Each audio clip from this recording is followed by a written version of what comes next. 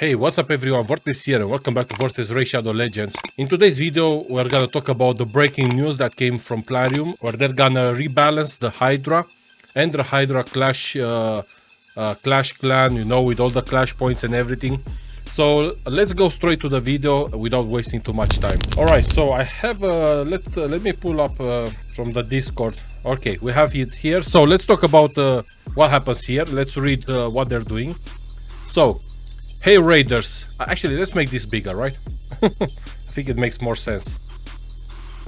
Hey Raiders, it's been quite a while since we commented on the current state of Hydra in general and Hydra Clash in particular. This topic remains hot and we need to clarify our position and intentions towards this mighty creature. Okay, we acknowledge that Hydra Clash currently doesn't work as intended and it's off balance as a game mode. Here goes a heads up as to what directions we prioritize to alleviate the issue. So obviously they're talking about this problem where a lot of people, they're using like 2 Trandas and 2 Yumekos, and obviously they're doing a lot of billions of damage in Nightmare Hydra. They're making a lot of clash points and they kind of win everything, you know. All the other clans that are not able to do that kind of damage, they're always losing. So I think they're trying to somehow help pretty much all clans, you know, to balance everything. So that's what they're talking about. But let's see. So, modifying Hydra's general battle mechanics. Some champions are great but become extraordinary when fighting Hydra specifically, which indicates that the issue is rather with the Hydra's mechanics itself first and foremost. Thus, we're considering tweaking Hydra's overarching mechanics as a boss overall.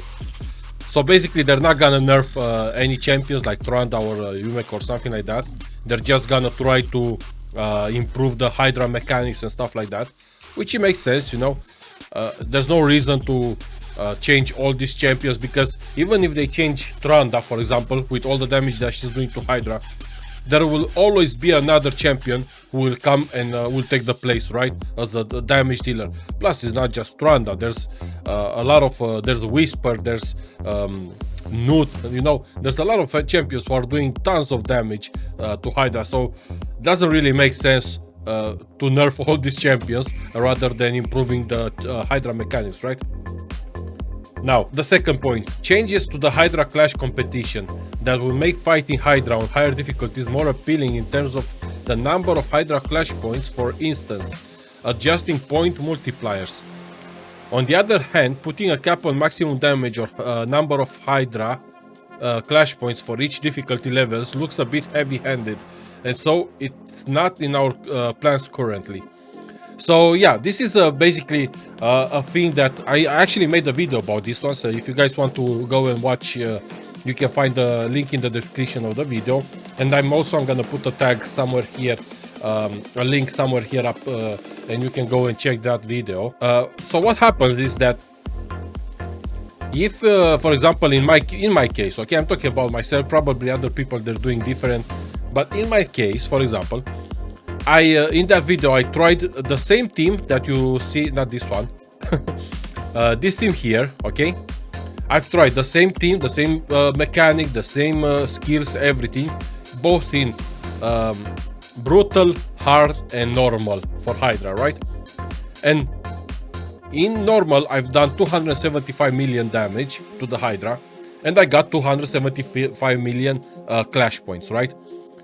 With the same team, when I was doing hard or brutal, I was doing, even with the multipliers, I was making less clash points than what I'm doing in normal. Unless you have a really strong team, you know, and like I said, with Trandas and everything, and you do like billions of damage in Nightmare, and you get ×5 for clash points, and I know, at that point, I mean, there's no need to do this. But if you're like in a clan that is like a mid-game players, you know, maybe 1 or 2 endgame players there, it really doesn't make sense, you know. It's better to do all the damage to focus on normal, because if you do 800 million damage in normal, you get 800 million points.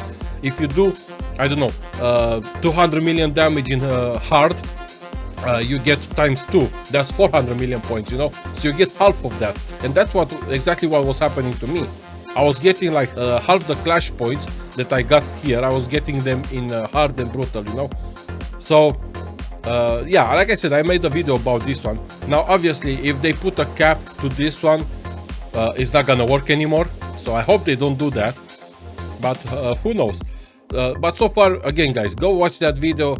It's gonna help you a lot. You can make a lot more clash points for the Hydra Clash if you do like normal fights rather than hard or brutal or even nightmare for that matter. So the third point, rebalancing specific champions, but only when Hydra Clash mode and Hydra as a boss are adjusted, and only if champion rebalance is still necessary at that point. So once they're done with the Hydra and the mechanics, I believe they want to nerf some of the champions. I don't know if that's a good idea, but anyway, it's up to them what they're gonna do. To me, I think it's changing the mechanics of the Hydra. It's a lot better than actually go and nerf all the champions, right? Because again, we're talking about Trandas here because they're doing the most damage with Yumekos resetting their skills and stuff like that. But there's a lot of other champions out there, you know, who are doing a lot of damage. So I don't think it would be great to go and nerf all the champions just to fix a problem that is maybe with the Hydra, right? But we'll see. So if they don't manage to fix the Hydra Clash and the Hydra as the boss, they might go and nerf some of the champions. I don't know. And the last point, it's consolation rewards for being ranked 4th and 5th in the Hydra Clash. That's an actually good idea, honestly. I mean, I'm not saying that. I mean, I don't know about that one, because everyone is fighting for first position, right? That's what you're doing Clash, Hydra Clash, right? And you're trying to get the highest amount of points. Like I said, in my scenario, for example, in my case, I have 279 million points, okay?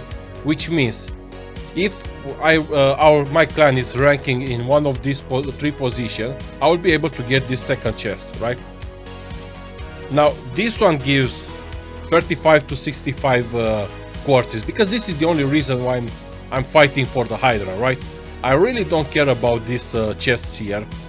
I mean, just a couple of souls and some stone skin gear. I mean, I like stone skin, you know, like everyone else, but to me it's really not that important.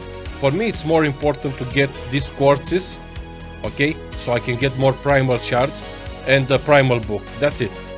Anything else, I don't care about the coins here, the clan gold. I don't care about the mythical accessories. I mean, they're good and nice, they're useful, but I don't really care about that. For me, the most important part is these two here, okay, the quartzes and the books. Again, now if they give rewards for the 4th and 5th place, it's nice, but those rewards, in my opinion, I might sound crazy here, and some people maybe they're gonna be angry with me, but in my opinion, those rewards that you still get even if you're in 4th and 5th, they shouldn't be that big, okay? Because if you give the same prizes that you give in this chest here, then what's the point of actually trying hard to do as much damage as you can for Hydra if everyone gets something, right?